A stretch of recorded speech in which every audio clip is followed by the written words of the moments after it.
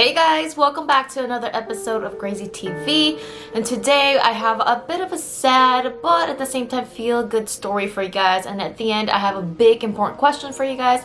This might spark a debate today. So in today's video we're going to be talking about little Nayeon and her mom's VR experience. Now this was a documentary that was recently released in Korea and it went viral because it was so sad. The documentary is called I Met You Again. Technology will help us, but at the same time, I do believe technology can also hurt us as well. So, do you think this VR technology will help us in the future or hurt us? It's going to spark a debate of would you bring back your loved ones if you can? So, we're going to be talking about little Nayeon, who was born on July 23rd, 2010. Now, this incident happened 3 years ago in 2016 November. Nayeon was the middle child of 4 kids and she was described to be one of the healthiest out of the kids.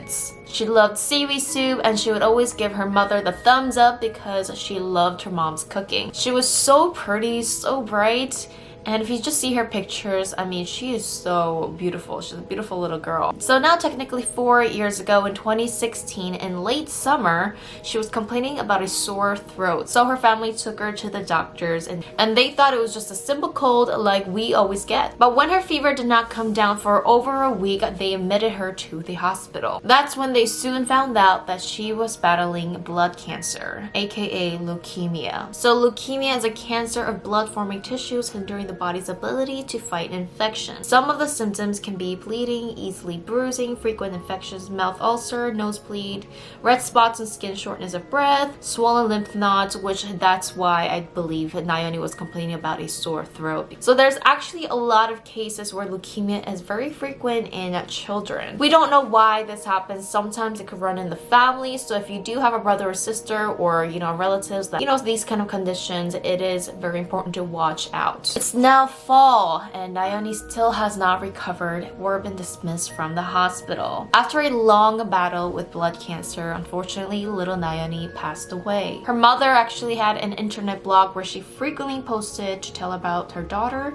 and the disease. I once called you a potato as a joke and said, let's grow beautiful potatoes together. I thought of you today and searched potato flowers. I learned that potato flowers are cut in order to keep the potato. I'm now thinking that you were the potato flower for our family and that's why you had to leave. It is so sad. Honestly, I cannot even imagine what this mother is going through, just because can you believe losing your child when she's only like 6 years old? I mean, I don't even know what kind of grief this mother would go through, but she says that she really wants to stay strong for her rest of the kids that she has. Nayeon's little sister, the youngest one, even said she was the onion that played with me the most. One interesting that she said during this documentary was that Nayeon rarely comes up in her dreams. Nayeon's father said once he had a dream about her where he was hugging her so tight that it made him like wake up into tears. I did hear that the reason sometimes that once your loved ones pass away and they don't come up in your dreams, it's because you are not ready to accept that yet. I believe once the grieving process is done, something about the grief, that's when usually, they come up in your dreams and now they're ready to comfort you. The reason why the mother said she wants to try this VR experience is because she wants to meet her daughter one last time. She says that some of the friends and neighbors even say, let go of her now. Why are you still grieving after all this long? Honestly, I think that's very inappropriate for you to say to anyone that is grieving the loss of a child. I do understand that life does have to go on, but everybody's grieving process is different and you cannot tell someone how long their grieving process should be. So come on, neighbors, bad neighbors. So using VR technology, they decided to bring back Nayeon. Of course, it's not going to be actual Nayeon, but it's the closest to a physical life that they can get for now. This project was ran by Kim Se-gyu, who is a CEO of Beavis Studio. He said that he wanted to create something that is closest to Nayeon and help the mothers grieve. This project took 6 to 8 months to complete and they got a child to resemble Nayeon's age and body. They had an actress to come into the set and do all the motions because they need to capture the emotions, the physical movement, all the expressions in the faces in order to make this like a real person. person. They actually used Nayeon's videos and photos in order to mimic Nayeon's original movement, capturing every detail so the movements look realistic as possible. The tricky thing that they say is everybody's expression is so unique and different that is what makes up the person, and without the original person's expressions and unique movement,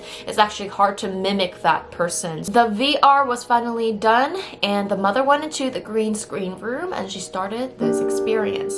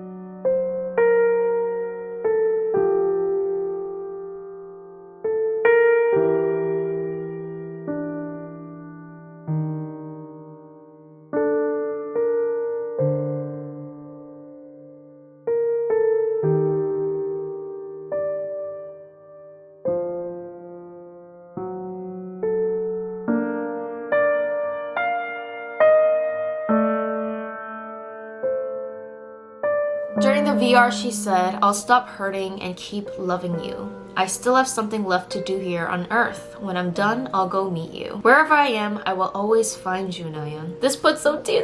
I'm getting sad. Oh my god. If you guys have never done VR before, I've only done it once and it was like just a game thing. And it's actually so cool. The glasses is pretty heavy, but if you go into the VR room and you could look around and everything feels like it's real and it's there. I believe as long as they could get the graphics to be more realistic, obviously 10, 20 years down the road, I think one day it'll be even hard to realize what is real and what is not. But right now, VR experiences are pretty expensive and the graphics are not totally there yet, but the experience is pretty cool. So you guys should definitely try VR, especially the ones with the big rooms where you could walk around. Those are pretty cool. After the VR experience, the mother gave a review. She said, "To be honest, of course it's kind of different than the real Nayeon, but when the VR Nayeon was far away, it seemed like her too. When she would sit or lay down, I thought it was her. One thing that's sad is that she should be 11 by now. For her, she will always remain the same age. Time has stopped for her. It was a very short time, but it made me happy. I want to keep smiling with my 3 other kids." The crazy thing is, I think personally it's stupid in my opinion, but I'm sure everybody's opinion is different, but there was actually negative comments regarding this documentary and experience. One commenter even said, "Why are you rubbing one's pain on people's faces?" They thought they were doing this in order to just kind of let people cry and touch people's emotions. I feel like if this is one way to be like a therapy for someone, why not? Everyone works so differently, and this could be like the future of therapy for those who's lost their loved ones. Person that's commenting these kind of things, they probably has never lost a loved one before, or at least like someone that's really close, or they probably never lost a child before. So like I said, you guys, I believe 10 to 15 years down the road, VR technology could be so big that we won't even recognize what's real and not real. So I want to ask a question. If you guys can, would you bring back your loved ones back to life and try this VR therapy? Or maybe it doesn't have to be a human, it could be your pets. Maybe you could bring your pets to life and just have this experience just like you used to have with them. And I'm thinking like, oh my god, if I lost a pet, I would love to like see them again once, at least once more, and experience that what I used to have with them. And if I'm thinking in that way, it would be amazing to have this like little 5 to 10 minute experience back again. But people believe this VR technology to bring people back could actually harm a lot of people, such as there was this one Black Mirror episode which is very different, but they were able to bring back, you know, this guy who has died, her husband that's died. He came back and obviously he was more of a robot than the actual person, and actually ended up hurting the family rather than helping. So it gave this question, I mean, death is part of life, it's natural, and maybe we should learn to let go instead of bringing things back that should not be alive anymore. Or maybe having this technology, we will never learn to let go, and we will never learn to actually know what grief is, and maybe it won't let us cherish those who have passed away anymore because we think we could kind of bring them back to life and see them anytime we want through this VR experience. I mean, maybe one day we won't even miss people anymore if this technology gets like really realistic. What if your loved one dies and you're like, whatever, I could just do this VR experience and see them anytime that I want. I mean, one day our emotions will be like robots where we could depend on technology and not actually have real emotions like we do today. I mean, I'm talking about technology. It doesn't have to be bringing back someone that has passed away. It could be like anything, such as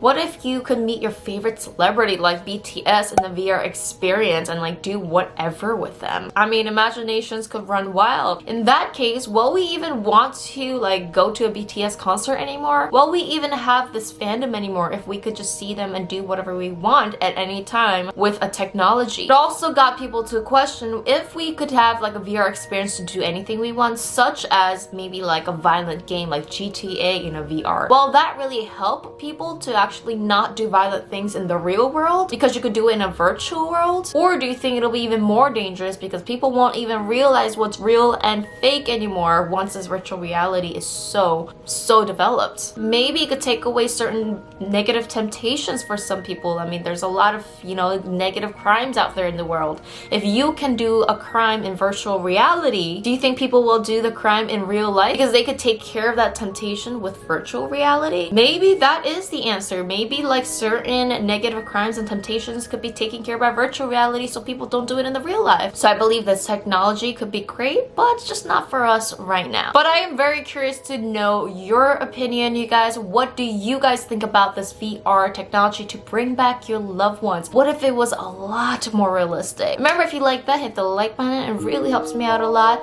Subscribe and hit the notification bell because I reply to all my early birds that come and comment on my videos. See you guys next week. Bye!